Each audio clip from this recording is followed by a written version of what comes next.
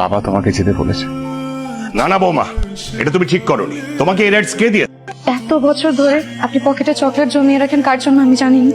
আমার জন্য রাখি। মিথ্যে বলে কি লাভ বাবা? বাবা আমাকে চকলেট দেবে না? তোমার পকেটে আজও চকলেট আছে আমার জন্য। 6 বছর ধরে কত শত চকলেট নিয়ে আমি অপেক্ষায় আছি। চকলেট হয়তো হারিয়ে গেছে, পকেট থেকে হয়তো পড়ে গেছে, কিন্তু আমি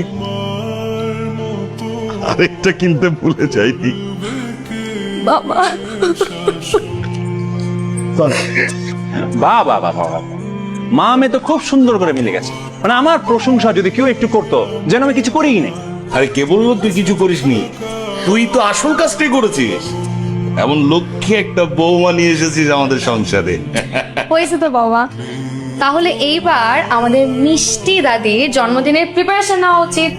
আরে প্রিপারেশন মানে কি? এই যে বুড়ি, তোমার এসব বসে চুপ ছাড়া, বুঝছো? পার্টিতে কিন্তু আমার সাথে তোমার নাচতে হবে, পারবা? অমর ঠিক আছে? তোর সাথে নাচতে তো আমার কোনো আপত্তি নাই, কিন্তু সেটা দেখা তোর বউ হিংসায় রাগে জল্লা পিড়া করে না সাইডে কি আছে।